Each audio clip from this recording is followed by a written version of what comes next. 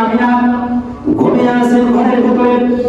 রাত যখন গভীর হয়ে গেল, গোটা পৃথিবী যখন বিস্তারিত হয়ে গেল, এমন সময় আল্লাহর হুকুমে জিবরাইল আমিনার ঘরের পেছনে দাঁড়িয়ে দাঁড়িয়ে মুহাম্মদ মুহাম্মদের স্লোগান দেয়, সুবহানাল্লাহ।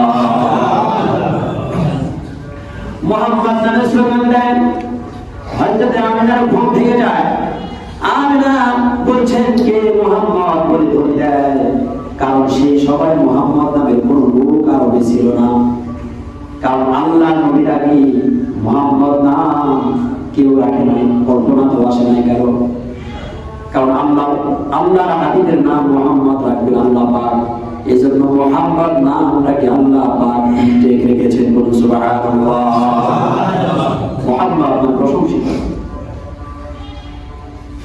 সুতরাং হযরত আমিনা ঘরের বাইরে এসে খুঁজতে লাগলেন কে মুহাম্মদ বলে ধরে দেয়। চতুর্দিকে খুঁজে কিন্তু পায় না। কেমনে পাবে? সে তো মানুষ না, সে তো আল্লাহর ফেরেশতা। আল্লাহর ফেরেশতা, ফেরেশতাকে তো দেখা যায় না।